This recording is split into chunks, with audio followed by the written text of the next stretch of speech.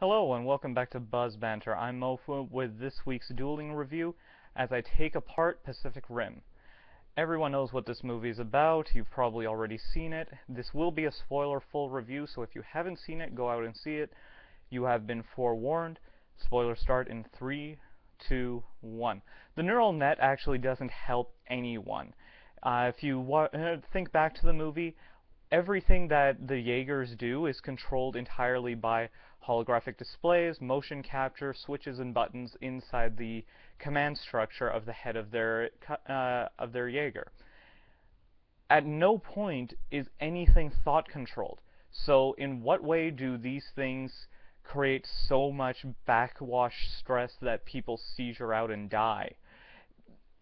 It's just used as a plot point. It's only ever a liability. Doesn't make sense. Now, why the main suit in this, Gypsy Danger, I think that's what it's called, that's what I'm going to call it. Gypsy Danger was destroyed at the beginning of this film, and then at one of the best action sequences I have ever seen, the first double kaiju attack, after everyone else is dead or disabled, he comes out onto the field in his triumphant return. The old pilot back in his seat, and they neglected to mention that it has a couple new bells and whistles. No, seriously, watch the film. When he's fighting that first kaiju and it's all over him, that would have been a good time for a sword. But they didn't tell him that they had the sword. When he's going up against the second kaiju, and he's already used up all of his weaponry, he takes a boat with him to use as a sword.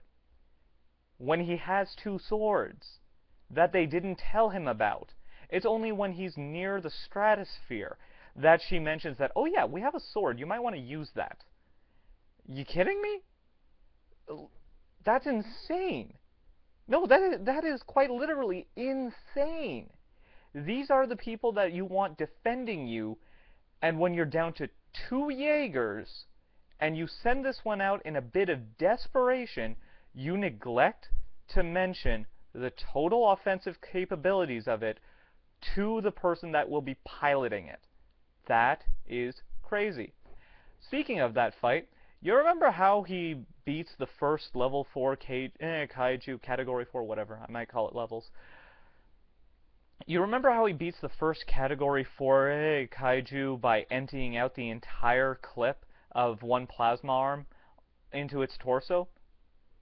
Yeah, that was kind of badass. You remember how he says we need to make sure this thing's dead? Well, yeah, that makes sense. These things are fairly resilient. Why would you then empty out the entire clip of your second arm into its torso when you know there is a second one just as strong as this currently in the city?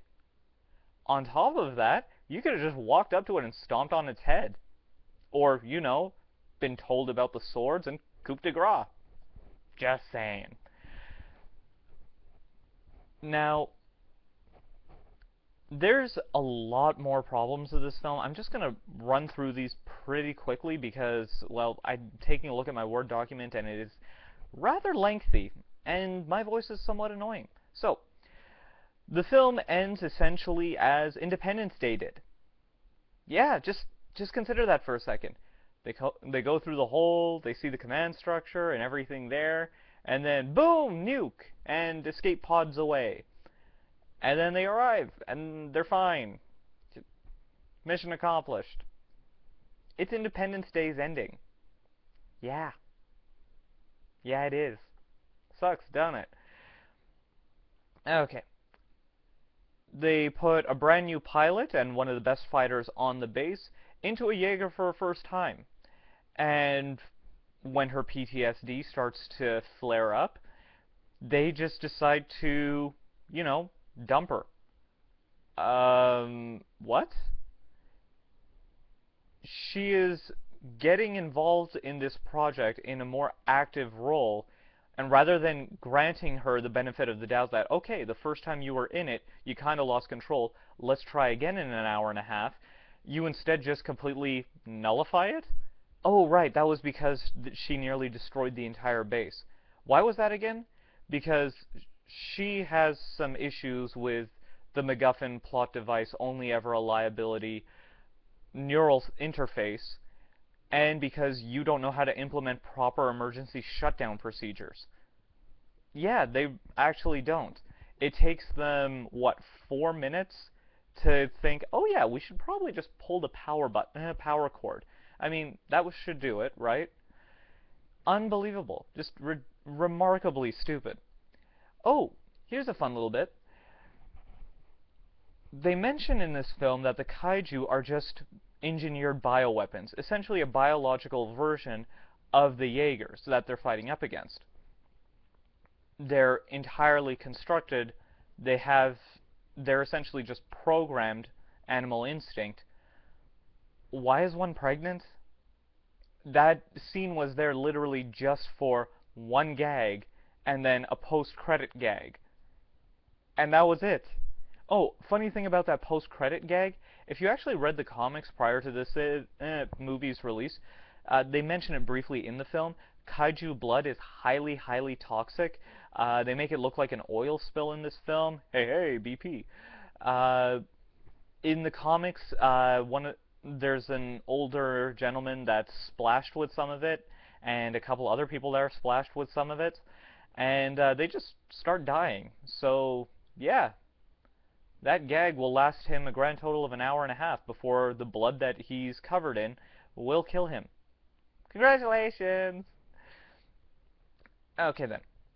So, this is a huge, huge point. You have one of the scientists that connects to a kaiju brain through the mental interface, finds out that it's a hive mind. So thanks to momentary mental contact with the hive mind, the kaiju can now home in on his exact location from the other side of a city, underground to within a few feet, and yet, despite being given close to 15 seconds, in which its tongue, which you can see is long enough to wrap around the scientist that it is currently in front of, it doesn't kill him. This guy is so important, the kaiju need him so dead, that out of 2 level 4s, they sent 1 into the city to ignore all of the city to get this guy. And it doesn't kill him the second that it can, despite all of the different ways that it possibly could. Incredible. That's just lovely. The boat sword sounds like an awesome idea until you realize that the first time you swing it back around, it would crumple around your hands. But you know what? I read comics. I'll give that one a pass. Here's a quick question. At the beginning of this film, they decide to disband the Jaeger program because they can't churn them out fast enough for the increasing amount of kaijus that are coming in and how they keep getting bigger and bigger. 2 problems with that. First problem, what they replace that with. A big wall. Really? These things walk through cities and take apart the solid steel and titanium suits that you have created to fight against them. And you think a concrete and steel iron wall is going to do anything to stop them. That's incredible. That's just monumentally stupid. That's plot device stupid. The other problem with that, these people don't seem to understand how human technology actually works. You see, once we make one thing, we become very adept at making it faster and better, especially during wartime. No, seriously, take a look at all of the technological advancements we had over the course of the First and Second World War. Take a look at all of the advancements that we had during the Vietnam War. Even now, the advancements in computer technology that are happening because of the Iraq and Afghanistan war, they're incredible.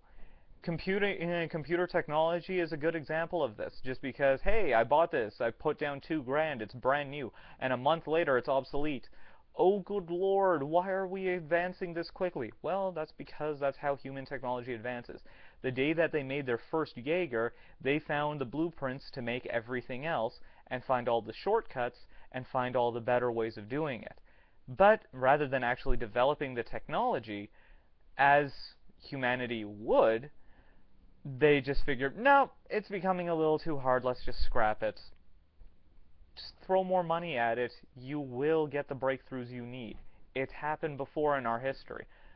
Granted, we don't have giant robots currently, but you never know. So, ba ba ba. Oh yeah, funny thing about that little PTSD girl, you notice how the kaijus, when they are first coming, are said to be like shock troopers and just attack dogs and bloodhounds, where they just go into population centers and destroy everything around them. Um, you notice how the girl with PTSD was chased by one through a city that it could be destroying? I mean, I'm pretty sure there's people hiding out in those buildings and in the basements, but you found the one little girl that was on the street, and so of course you need to chase her for a couple of city blocks. And how in God's name can you not catch up to her? I mean, really, your stride is like half a kilometer. How did she outrun you for that long? Furthermore, she's hiding behind the trash can in the alley and everything. How do you know where she is? I mean, she's kind of far ahead of you. She went around the corner. She's hiding behind the trash can, but you're still chasing her. I mean, come on, you just have basic animal instinct. You wouldn't chase that. That doesn't make sense. Oh, here's a fun little thing, and the last thing that I'm going to be talking about, because I've taken more than enough of your valuable time.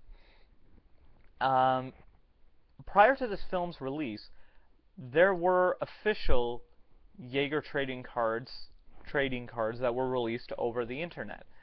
They showed all of the different Jaegers that you see in this film, and one that you don't.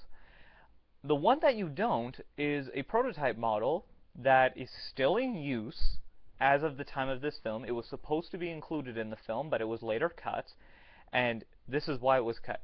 That Jaeger model that is still in use and still combat ready is piloted by a single individual.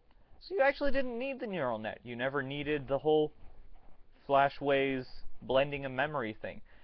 Because that doesn't make sense. It doesn't make sense why you need it. Back to the very first point of this thing. That entire system is just there as a plot device, and it serves no purpose other than a liability to add pointless drama to this film.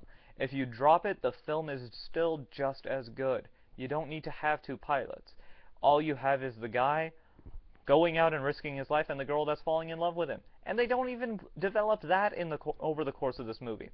Furthermore, nosebleeds everywhere. A lot of fun. They're just all over the damn place. Because there's no better way to show mental stress than by having blood gushing out of your nose. Except, you know, maybe bloodshot eyes, like petechial hemorrhaging, blood coming out of your ears, side of your mouth, eyes swelling up. And you know what? The movie has some serious flaws in it, massive plot holes, a lot of stuff doesn't make sense, and a lot of stuff is just tacked on in there for the sake of, ooh, wouldn't this be neat? But that being said, it is, well, you've seen Tom's review. You know what we both think of this film. Anyway, that's me for today. You've been watching Buzz Banter. Don't forget to like and subscribe. And also don't forget to follow us on our parent website at boxofficebuzz.com for articles and all that other stuff. I do other movie reviews on there. And we have a podcast, which we will be getting back to. You can find it at buzzbanter.com. The couple episodes that we have there should keep you well entertained until the next one's up. Until next time, I'm Mo. Have a good day.